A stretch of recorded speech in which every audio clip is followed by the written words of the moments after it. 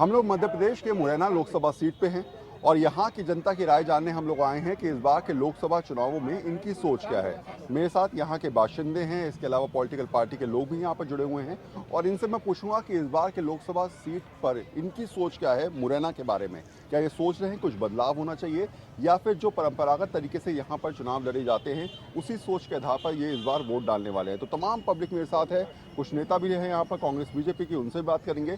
लेकिन शुरुआत में पहले ये समझ लेते हैं कि आखिर इस सीट का जो खेल रहा है यानी कि जीतने हारने का वो क्या रहा है। तो पहला सवाल मैं आपसे करता हूँ, आप लोग कांग्रेस के हैं और इस सीट का जो सबसे बड़ी बात कही जाती है कि सीट कभी बीजेपी के पास जाती है तो कभी कांग्रेस के पास जाती है और पूरे पक्के तरीके से यहाँ के जो वोटर हैं वो सोच विचार कर ही जो है वोट देते हैं।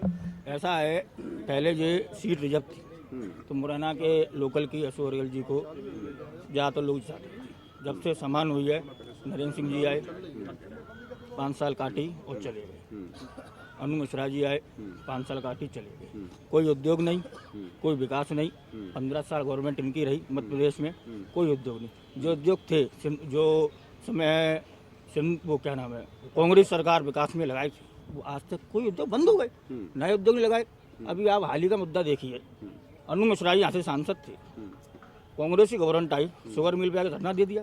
15 साल आपकी गवर्नमेंट आई, आपने विकास नहीं किया। कांग्रेस के 1 महीना गवर्नमेंट बनाने हुआ, आप आकर उसमें धरना दे रहे। इनकी मानसिकता देखिए कैसी।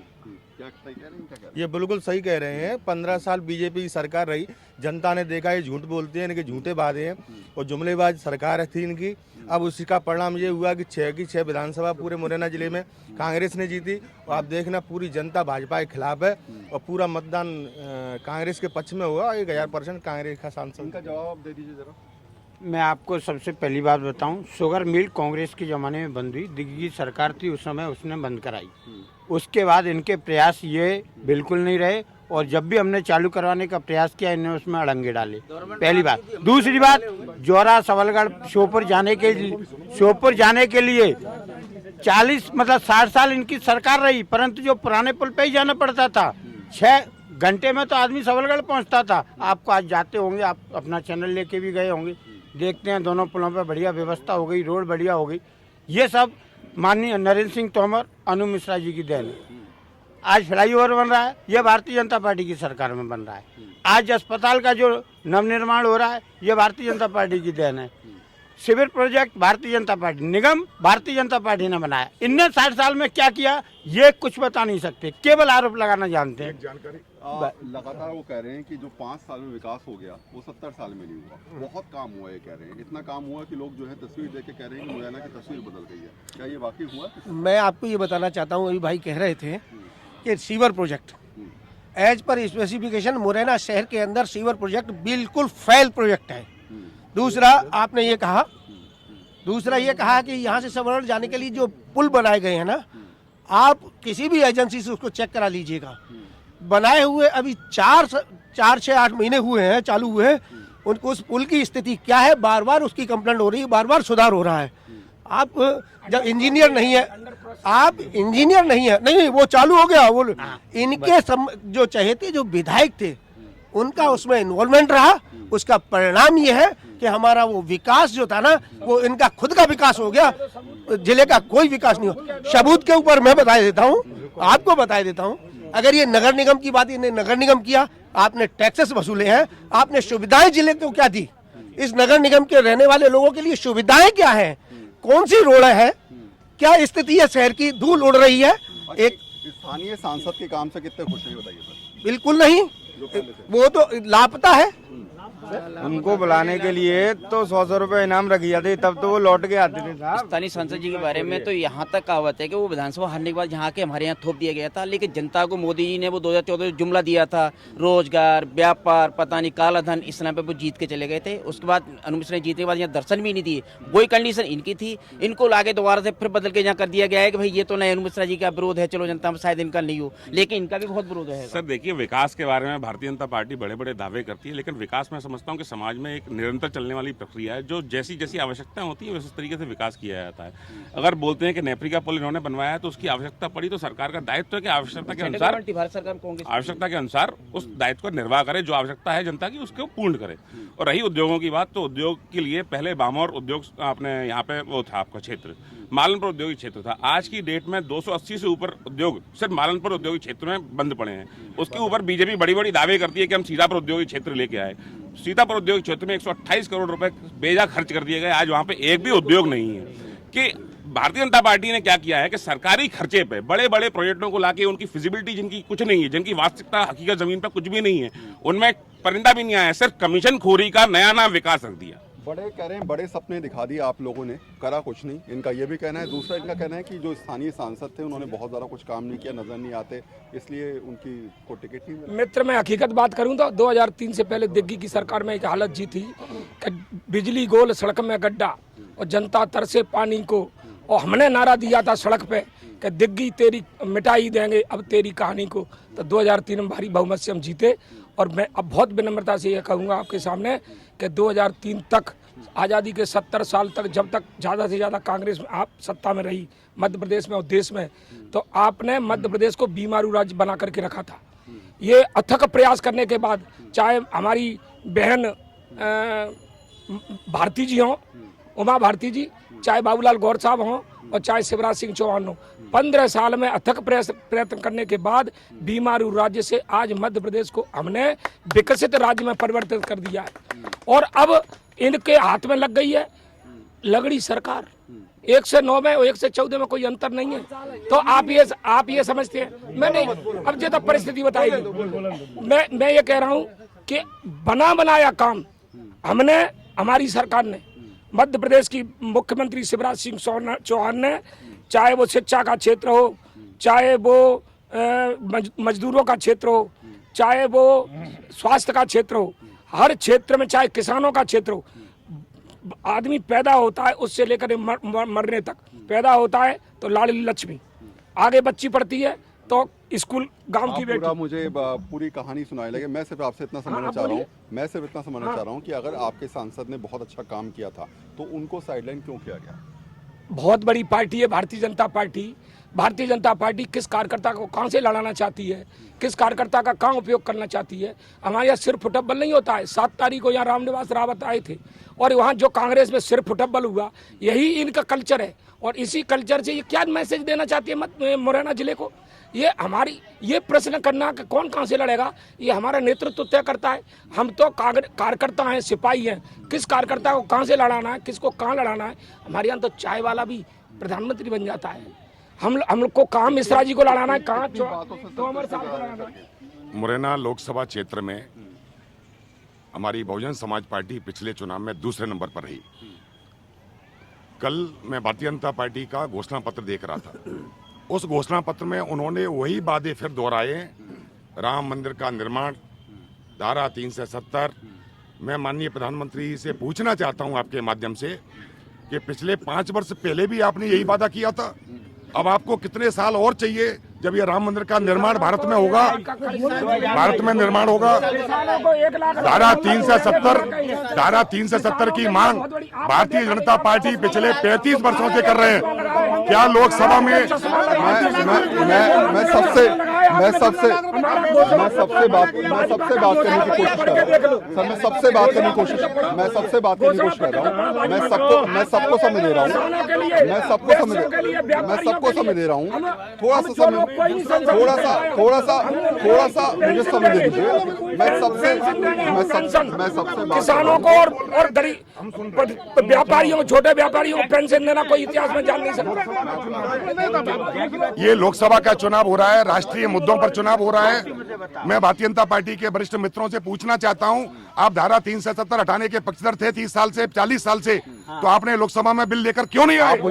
आप मुझे मुरैना की बता दीजिए कि आप कह रहे हैं कि पिछले 5 साल में क्या यहाँ विकास हुआ या नहीं हुआ, क्यों नहीं हुआ, क्या नहीं हुआ? विकास होता आदरणीय तो पिछली बार के प्रत्याशी यहाँ से सांसद नहीं भागते। अगर इस बार विकास होता तो यहाँ के सांसद इस बार नहीं भागते। दोनों प्रत्याशी चुनाव जीतने के बाद भाग रहे हैं, जनता को बेसहारा छोड़ भाग रहे हैं। भाजपा में खोखले दावे है, विकास की बिल्कुल बात नहीं है। इनके प्रत्याशी पार्लियामेंट में वो तो खोखले तो 70 साल से देख रहे हैं? आप क्वेश्चन करें, आप बताएं क्या पूछना चाह रहे हैं। नहीं, कोई काम नहीं हुआ। अगर काम होता तो यहाँ के मौजूदा सांसद रण छोड़ के नहीं भागते। उससे पहले भी जो आज आए हैं तोमर साहब, वो भी रण छोड़ के नहीं भागते। विकास मुझे पता है कितना विकास हुआ है, क्योंकि मेरे घर में भी विकास हो गया है। मेरे घर में क्या नाम है, ट्रक घुस गया। आप देखिए, आपको पता है मेरे मकान का विकास हो गया। कोई विकास नहीं हुआ, किसी भी प्रकार की विकास नहीं। अगर विकास होता तो मैं कांग्रेस में हूँ, मैं मंत्री हूँ कांग्रेस से प्रमोद शर्मा हुसैन को, मेरे मकान में ट्रक नहीं घुसता। अगर विकास हुआ कहाँ है? विकास होगा तो बताइए आप। शांत है। ये जो माहौल चल रहा है, ये जो माहौल चल रहा है, मेरा कहने का सिर्फ मतलब है कि हम सबसे बात कर रहे हैं, सबसे मैं बात करूंगा, ऐसा किसी को नहीं छोड़ूंगा, लेकिन मुझे बात कम से कम पूरी करने दीजिए। मेरा सवाल सिर्फ आपसे इतना है कि अभी जो माहौल चल रहा है यहाँ पर, लोग कह रहे हैं कि सांसद महोदय ने काम किया, कुछ कह रहे हैं काम नहीं किया, अपनी अपनी पार्टी को पक्ष रख भी रहे हैं। आपसे अगर मैं जानना चाहूँ तो ऐसे कौन से काम आप मानते हैं जो नहीं हुए या फिर हो गए? देखो, सबसे पहली बात तो ये है कि वो आगाज ही किस काम का जिसका कोई अंजाम ना हो। तो रही बात विकास की, तो विकास को यहाँ की जनता ने नकारा और कांग्रेस को 6 के 6 विधायक दिए। 6 सीटों पर कांग्रेस जीती। रही बात विकास की, तो विकास का अर्थ ये है कि हम अंतिम व्यक्ति को किस हित तक न्याय दिला सकती है। ये एक सेकंड बोलिए, एक सेकंड। हम लोग यहाँ आज का जो बोले यहाँ के मध्य प्रदेश में जितनी यूनिवर्सिटी हैं, यूनिवर्सिटी, स्कूल और हॉस्पिटल सब कांग्रेस की देन है। मुरैना में स्कूल कॉलेज सब कांग्रेस की देन है। ये मध्य प्रदेश में एक स्कूल और कॉलेज नहीं बता सकते, जबकि 3 चीजें रहती हैं, शिक्षा, चिकित्सा और रोजगार। हम उस व्यक्ति को कितना दे सकते हैं? ऐसे ही इन्होंने बोला कि भारत में कुछ नहीं हुआ। वही चीज बोली कि भारत में कुछ नहीं हुआ। भारत में मैं आपके मित्रों को बता दूं, ये मित्र है, मैं तो बहुत पढ़ा हूं, 1100 या 1200 यूनिवर्सिटियां हैं, वो कांग्रेस की ही देन है। 11 काशी वाराणसी जो हिंदू विश्वविद्यालय है, वो पंडित मदन मोहन मालवीय, जिनको जो दलित कहते थे, वो पंडित है। मैं भी उपाध्याय हूँ, जो हम लोगों को हिंदू कहने की परिभाषा बताते हैं, वो भी उन्होंने बनाया। उसके संस्थापक भी पंडित मदन मोहन मालवीय थे। वो 90,000 सैनिकों को पाकिस्तान वो आज भी विरोधी है। वो इंदिरा जी के मुरैना की बात करना, मुरैना की बात, तो आप मुरैना स्टेशन को देख लो, जो ट्रेनें देख लो, इनने 2 ट्रेनें रुकवाई, बाकी सारी ट्रेनें रुकती हैं वो कांग्रेस ने की। यहाँ का जो हॉस्पिटल है वो कांग्रेस की देन है। एक ओवर ब्रिज है वो कांग्रेस की देन है। इनने एक अंडर ब्रिज बनाया, वो भी मुरैना की नगर पालिका ने प्रस्तावित किया। उसमें भी भ्रष्टाचार इतना किया कि आप आके देख लीजिए, उसको भूत खाना कहते हैं, आदमी को सांस हो जाती है। मैंने दोनों तरफ के लोगों से बात कर ली, इस तरफ की, अब इस तरफ से भी बात कर लेता हूँ।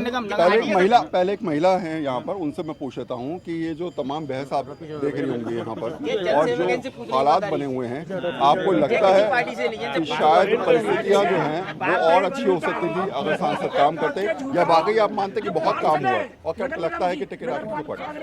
मैं 1 मिनट राष्ट्रीय स्तर पर बोलना चाहूंगी।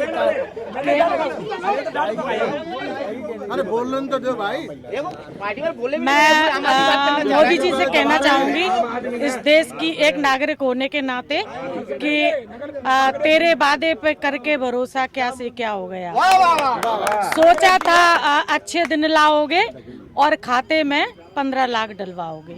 नतीजा क्या हुआ? न तो 15 लाख आए, न काला धन आया और ना ही अच्छे दिन आए।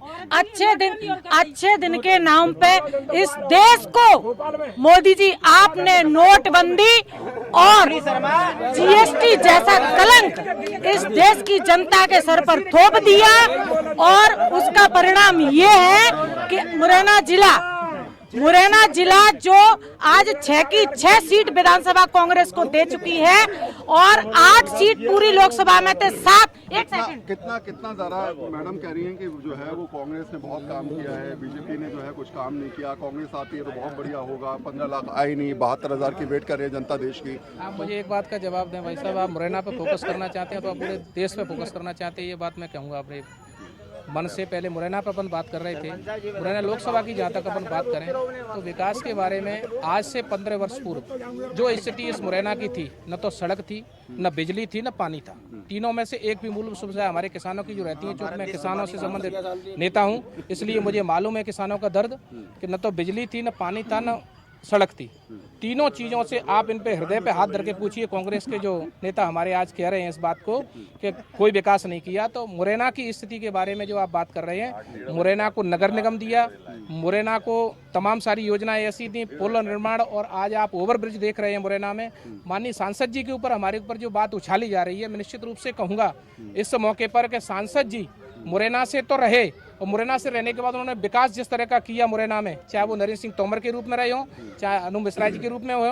कांग्रेस मित्रों से मैं पूछना चाहता हूं कि यहाँ से बारीलाल जाटव भी सांसद रहे थे, कंबोधीलाल जाटव भी सांसद रहे थे, उस समय इन लोगों के मित्रों से पूछे कि उस समय इन लोगों ने क्या विकास कराया मुरैना के लिए। बाबूलाल सोलंकी भी रहे थे, उस समय का विकास बताएं। आज ओवरब्रिज की अपन बात करें, इस बार ये क्लियर है कि मुरैना नहीं पूरे मध्य प्रदेश में एक ही चीज को लेकर चुनाव होगा, उसका चुनाव होगा, जितने भी किसानों का भी कर्जा माफ हुआ, दूसरा रहेगा बिजली का बिल हाफ किया है, जो किसानों का, आम आदमी का, हर आदमी का, कमलनाथ जी मुख्यमंत्री का इतना बड़ा काम किया है कि उन्होंने सब पे बिल को हाफ कर दिया है, किसानों का कर्जा माफ कर दिया है। ये कह रहे हैं किसानों का कर्जा माफ हो गया है। किसानों का कर्जा, मैं दिल पे हाथ धर के ये अपने पे कहेंगे, 2 लाख का कर्जा अगर एक किसान यहाँ पर हाथ उठा करके कह देगा 2 लाख का किसानों का कर्जा माफ अगर किया है संपूर्ण मध्य प्रदेश में, मुरैना की बात छोड़िए आप, किसानों की बात कर रहे हैं, किसानों के कर्जे के नाम पे हैं, युवाओं को पेंशन के नाम पे राहुल गांधी जी ने यहाँ पे कहा था स्टेडियम की आम सभा में कि अगर है ना कर्जा माफ नहीं करेंगे तो 10 दिन में मुख्यमंत्री बदल देंगे। लाल पीले नीले फॉर्मों के अंदर है ना पूरा का पूरा कर्जा उलझा के रख दिया, किसी का कर्जा माफ नहीं किया, किसी को। मैं माननीय राहुल गांधी जी ने कहा था कि 72,000 रुपए। मैं जो सवाल पूछे जा रहे हैं, मैं इसका जवाब लेने के लिए आपके पास आऊंगा, पहले आप सवाल सुन लीजिए। उन्होंने कहा हम 72,000 रुपए देंगे युवा को। मैं तो ये 4 लाइन कह के बताऊंगा, तुम तो ठहरे झूठे, 72,000 क्या दिलवाओगे? बेल रद्द हो गई तो सुबह जेल को चले जाओगे 420 के केस में। ये सब लोग कह रहे हैं कि कर्जा माफ नहीं होगा। अभी 1 महीने पहले प्रद्युमन सिंह तोमर जी आए थे, मुरैना कलेक्टर है, उनसे जाके आप लिस्ट लीजिए कर्जा माफ हुआ है कि नहीं। नरोत्तम मिश्रा जी ने जब ये सवाल उठाया था तो यहाँ हमारे कांग्रेस के लोगों ने उनको बताया कि जिन लोगों के कर्जा माफ हुए तो नरोत्तम मिश्रा मैदान छोड़ के भाग गए। 15 साल की व्यवस्थाओं में पूरी कोऑपरेटिव बैंक इनके पास में रही है। सरकार अपने वायदे के अनुरूप पैसा बैंकों को भेज रही है और उसको जो भी हितग्राही हैं उनके खाते में उसको माफ करना ये बैंक का काम है। बैंकों में इतनी अनियमितताएं हैं, पूरे कोऑपरेटिव सेक्टर में इतनी अनियमितताएं हैं, इनके शासन के दौरान इन्होंने झूठे कर्जे बनाए हैं, झूठे अकाउंट खोले हैं। अब मैं इन्होंने जो भी सवाल पूछे, अब आप लोग शांति से अपना जवाब देखिएगा।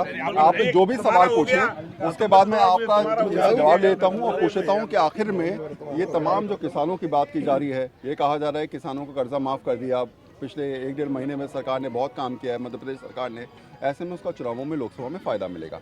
आप क्या मानते हैं? इनको कतई फायदा नहीं मिलेगा, क्योंकि किसी प्रकार से भी किसान को एक धेला भी नहीं मिला है, एक धेला नहीं। इनने ये राहुल गांधी जी ने ये कहा था कि 10 दिन के अंदर अगर हमारी सरकार आई तो 10 दिन के अंदर हम मध्य प्रदेश के सभी किसानों का 2 लाख रुपए का कर्जा माफ कर देंगे। अब लाल पीले कागजों में फंसा करके एक किसान का नहीं हुआ है। सहकारी सोसाइटियों के माध्यम से ये केवल लीपापोती कर रहे हैं, किसी किसान को देने के लिए पर धेला है ही नहीं, इन पे है ही नहीं, तो देंगे कहाँ से? ये तो झूठे हैं और हिंदुस्तान का सबसे बड़ा झूठा राहुल गांधी है, गोवल से भी बड़ा झूठा है, क्योंकि उन्होंने हमारा कर्जा माफ हुआ है स्टेट बैंक का, 2 लाख रुपए का